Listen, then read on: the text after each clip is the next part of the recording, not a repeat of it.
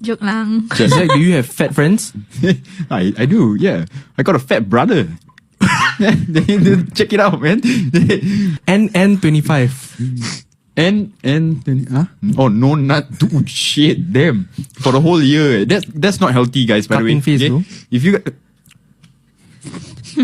I'm not here to say that certain people shouldn't make podcasts because anyone can do whatever they want with their time. But I do have some advice for anyone who wants to start a podcast. So number one, if you have a topic for that episode, get to it as soon as possible. I know it's tempting to talk about life updates, but people tune in because of the title. Just for example, in this podcast episode, they only started talking about the topic 2 minutes and 40 seconds in. So that's way too long, especially if you don't even have ads for sponsors. So try to serve the topic of the discussion rather than the people who are on the podcast. Because the podcast is not about you, it's the things that you're talking about. It's different when notable people like celebrities run podcasts because sometimes people tune in because of the person. But when nobodies like us run podcasts, people won't care as much. Even like industry expert podcasts, do you tune in because you know the person talking or because of the subject matter that interests you? Number two, if you're having guests, please share the talking points with them. Again, it's tempting to keep everything off the cuff and spontaneous. But unless everyone's in the Toastmasters Club, it's very hard to create meaningful and engaging conversations without any planning. And everyone's relatively young, so having the experience of conversation, especially when it's a recorded conversation,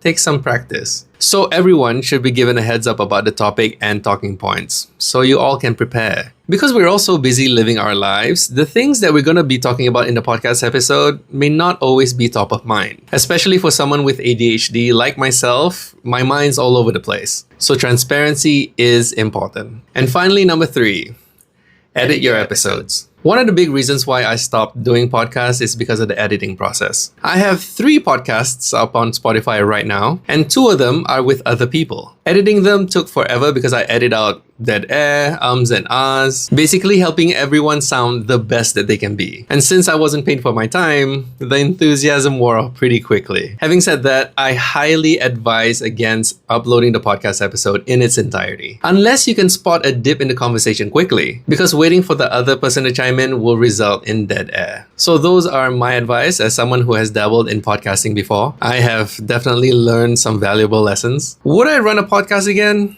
Yeah, maybe, but I would have to have a team. Because if you want to go fast, go alone, and if you want to go far, go together. And once you've mastered the art of conversation, refine the ability to give different perspectives.